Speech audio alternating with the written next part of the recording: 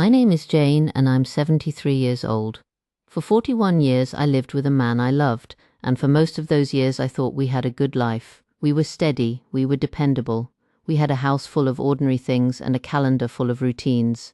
But the truth I learned painfully late is that steady and connected are not the same thing. If you let me, I want to tell you what happened, what he said in the end, and why those words still wake me up at night.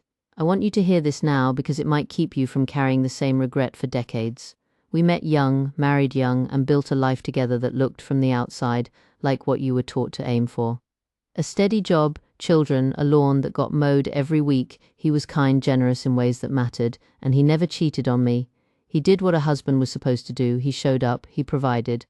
But showing up is only the beginning of a marriage. After 30 or 40 years, if you haven't kept tending the small things, those small things become the foundation you never notice until it cracks. For the longest time, I dismissed his suggestions with a smile and a maybe later. Let's take a pottery class. Let's go dancing like we used to. Remember when we stayed up talking until 2 in the morning? I would say, not tonight, dear, too tired. Or, we'll do that when the garden is finished. Or, maybe in a few months. It never felt urgent. We had time. That's the thing about time. When you're young, you can almost always imagine another chance. But time is a liar in that way. It feels endless until suddenly it isn't. 6 years ago, he got sick. Pancreatic cancer moved faster than we expected. March to July, a few months where everything we assumed we had stretched and frayed. Lying beside him in that hospice room, watching his breathing and the tiny movements of his hand, he turned to me and said something I still hear as clearly as if it were spoken this morning. He said, "Eleanor, we wasted so much time being right instead of being close." I didn't understand how heavy those words would become. At first I was defensive. We had a good life, didn't we? We rarely fought. We were comfortable together. But no, he was telling me something I had been unable to see.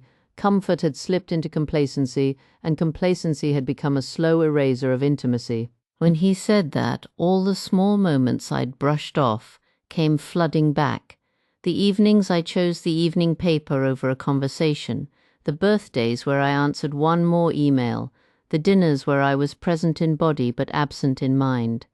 I remember the way he suggested a trip to the Highlands, how he talked about his grandmother's village and walking those stone lanes as if he were describing a place where a piece of him lived. I remember telling him, "Not now, it's too expensive," or "We'll do it when we retire." Those words felt reasonable then. Now they sound like excuses. He never asked me to force him to go. He wanted me to want to go with him. That little detail, wanting to share someone's joy, not doing it out of obligation but out of genuine excitement, is a lesson that broke me.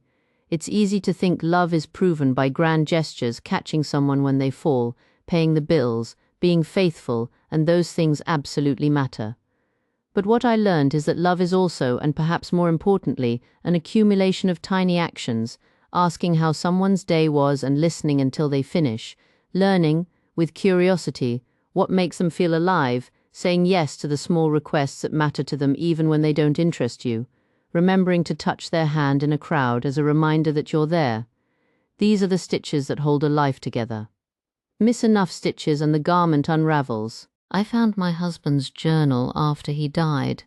I opened it with trembling hands, thinking I knew everything there would be to know about the man I'd shared 4 decades with. I was wrong.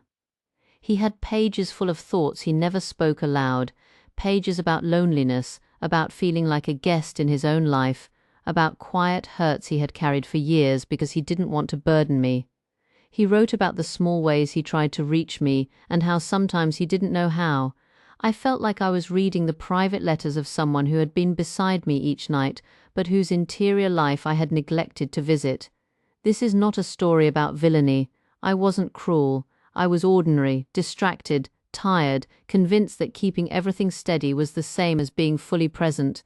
I thought providing stability meant I had done my job. It turns out that doing the job is just the baseline. Good enough can be a trap. Meeting the minimum, doing what's expected, doesn't create intimacy. Intimacy is built by sustained curiosity and attention, noticing the small changes in voice, asking about the dream they mentioned once in passing, learning to celebrate the things that matter to them even if they do not light you up in the same way. If you are in a relationship now, I want to ask you a few questions in the kindest possible way. When was the last time you had a conversation that wasn't about logistics, not about bills or schedules, but truly about their dreams, their fears, the little things they remember from childhood? When was the last time you did something just because it would make them happy, not because of a birthday or anniversary, but because you wanted to give them a small, ordinary gift of joy? When was the last time you looked at them, not glanced, but really looked, and felt gratitude that this person is in your life?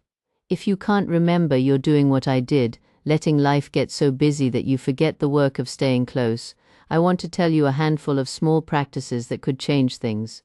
These are not grand plans, they are tiny intentional steps you can begin tonight. First, build interruptions into your routine. 1 hour a week, put every screen away and sit across from each other with nothing planned and talk about anything that surfaces. Make it a ritual, a sacred appointment. Second, start a wee project that belongs only to the two of you, a recipe you revisit, a small garden, learning one new thing together. Third, when a partner suggests something, a class, a trip, a little idea, say yes more often, even if it's uncomfortable. Sometimes participation communicates care more loudly than eloquent words. Fourth, write small notes, leave a sticky on the bathroom mirror. I noticed you today. It's petty, it's not, it's human. There's a cruel, ordinary logic that creeps in. We assume that because someone promised to stay, they will always be there, so we postpone tenderness, expecting we can cash it in later. But there is no later for some things. My husband and I had 41 years, a lifetime by many measures, and still we had so many postponed conversations that never happened. I want you to notice that the regrets people carry are rarely about the promotions they turned down. They're about dinners missed, apologies never voiced, hands not held during storms. Those regrets stay heavy. Let me share one small story that keeps replaying in my mind. Years ago, he suggested we take a pottery class. I laughed and said it sounded messy. He said he wanted to make something with his hands, something to give our grandchildren. I shrugged and told him we didn't have time. Months and then years passed. Then one autumn he mentioned it again, a little more quietly. We'll go someday. I pictured us retired and taking the class on a slow weekday morning. Then he was sick, and that someday slipped behind a curtain I could not open. The clay, the mess, the laughter over crooked bowls, that simple image of making something together is now a phantom of a life we could have had. I can make 100 practical arguments about why the class would have been awkward. None of them matter compared to the memory I denied him. If you're thinking, that's sad, but how do I change? It's not too late for most people. And if you've already reached a late stage, it's still not too late to make small changes that matter in meaningful ways. Start with curiosity. Ask questions you haven't asked before. What do you dream about now? What makes you feel seen? What are the little things you miss? And when they tell you, don't respond with a plan for efficiency or a reason why it's impractical. Respond with interest. Respond with a plan to try. If it matters to them, it should matter to you. I'm going to pause here to ask you something concrete. Type one sentence in the comments with the best piece of advice someone older gave you, or the one small thing you plan to do this week to be closer to the person you love. I read those comments. We will feature some responses in the next video. One sentence, that's all. Seriously, do it now. I will wait. It helps other people too, because these kinds of small ideas are the ones that build new habits. When people complimented me after he died, telling me I had been a good wife, I wanted to tell them the truth. I hadn't been a bad wife, I had been adequate. I had not abandoned or betrayed him, but I had also not been fully present in ways that mattered. Adequate is not admirable when the stakes are loving someone deeply enough to meet them where they truly are. Strive for more than adequacy. Aim to be available, aim to be curious, aim to be the person who notices and acts on the small invitations your partner gives you. You might worry that you'll feel foolish. That's a common fear. Saying yes to something that seems silly can feel vulnerable, but vulnerability builds connection. Imagine, instead of postponing, you choose one tiny yes this week. Take the pottery class, go to the dance lesson, watch the old movie your partner loves and ask them about it afterward. Those yeses add up. They change the air in a relationship from we're comfortable to we're together. There are practical things you can do today. Call your partner and ask them to tell you one memory from their childhood. Put one small amount of money aside each month specifically for an experience together. Schedule a surprise night, not an elaborate trip, just a dinner with candles and no phones. Begin a shared notebook where you each write one sentence a day about something you noticed or appreciated about the other. These small things are simple, but they rewire patterns over time. If you are at the stage where someone you love is already gone and you carry regret, I say this with compassion.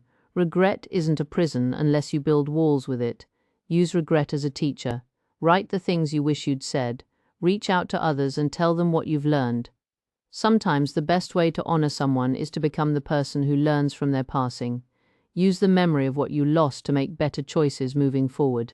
I keep a photograph of my husband from our honeymoon, him laughing into the sun, hair tousled, a look of pure hope on his face. I look at it on hard days, and I try to remember that the person in that photo is the same person I promised to love through ordinary days and extraordinary ones. He was and remains the best part of many of my stories. I do not tell this story to shame myself.